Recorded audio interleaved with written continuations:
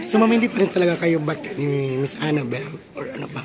Hindi, I think as a mom, siguro there are moments na feeling niya na I don't mind her or blinak ko siya, but it's not true. And I think that's just her being the way she is as a mom. And I just want my mom to know that I love her. And I'm thankful na hindi niya ako inaaway. Ganun pala, hindi ko nakukuha yung mga messages niya or so she thinks.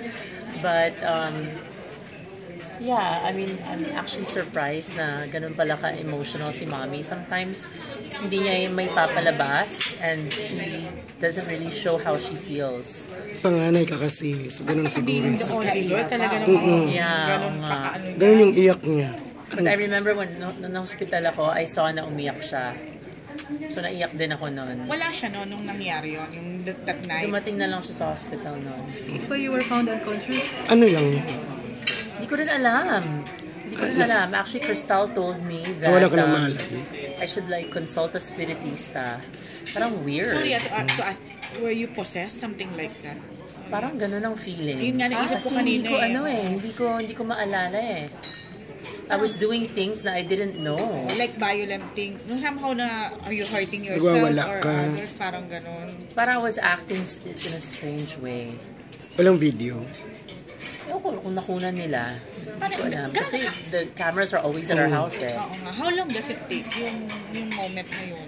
Ano lang, siguro mga 5 or like 5 minutes lang. 5, 6 So parang minutes. out Pero of the blue, it happened. Parang ganun. laging madaling araw. Hindi yun yung first time. No, it's not the first time. Pero gising ka. Gising ka nun. No, tulog ako. Tulog ka.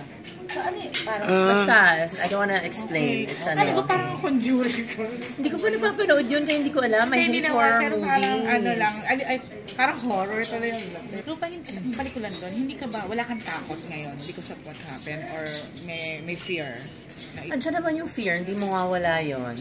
So hanggat hindi pa nasa-solve or wala pang answers, I will still be very afraid.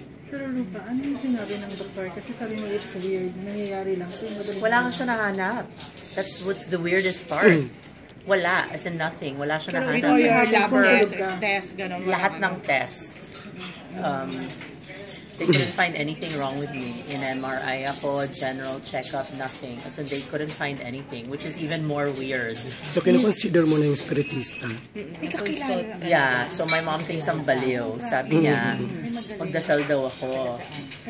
You don't remember anything kapag nagising ka na? Or As in, wala akong Nawawalan ka ng naalala. malay. And then parang parang I felt really dizzy. Laging ganon. So, ang sabi naman ni Mommy, kulang ako sa dasal. Sabi ko, I pray naman all the time. So, she thinks I'm,